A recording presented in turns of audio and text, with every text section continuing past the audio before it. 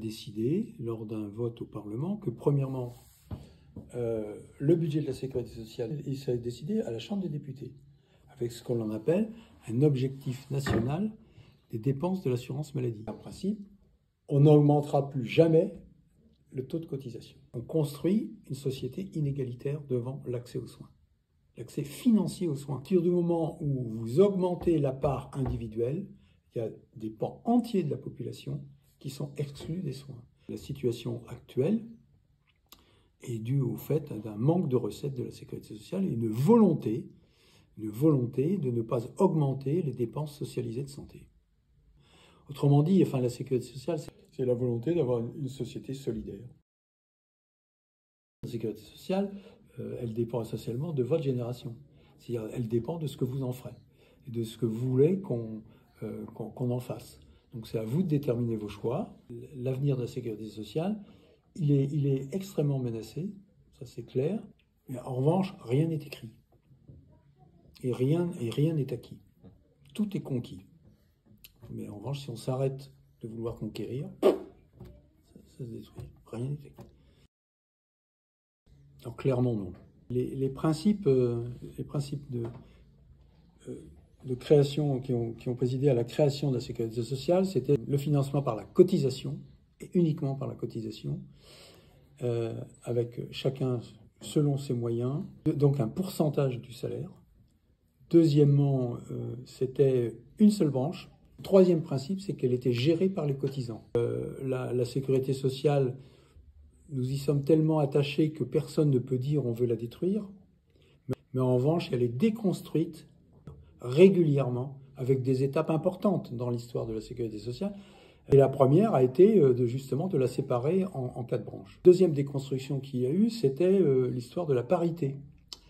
C'est-à-dire que le patronat avait 50% des sièges et les représentants des salariés 50% des sièges. Ce qui constitue le salaire, c'est à la fois ce qu'il reçoit à la fin du mois. Il y a une deuxième partie qui sont les cotisations sociales, qui représentent un salaire indirect et socialisé et différé. Autant le salaire direct, on le touche immédiatement à la fin du mois, autant les cotisations sociales vont on ne le reçoit que lorsque l'on a besoin. Les cotisations plus le salaire direct, ça représente le salaire brut, et c'est ça qui est important. En fait, on diminue le salaire. Donc moi, je suis partisan du paiement à la fonction et du salariat des médecins. Et donc, de la suppression du lien d'argent complet. C'est un collectif de représentants d'organisations. Donc c'est ça.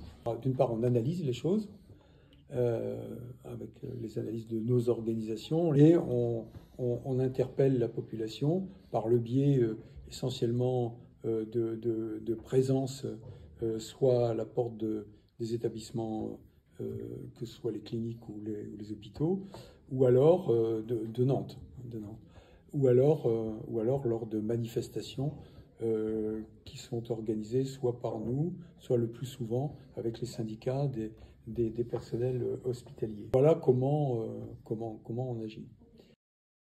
Étant étudiant en médecine, toutes les questions d'accès aux soins et de protection sociale m'ont toujours évidemment particulièrement intéressé.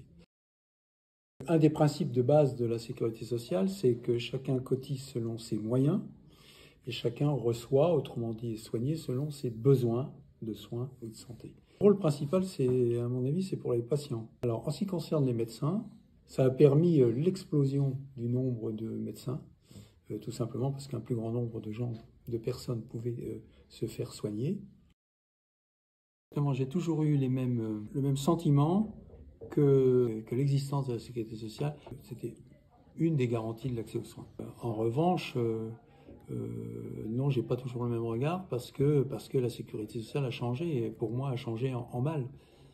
C'est-à-dire qu'elle a diminué ses prestations, etc. Et que donc l'idéal que représente pour moi la sécurité sociale, il est battu en brèche, quoi. Alors moi je suis Jean-Luc Landas.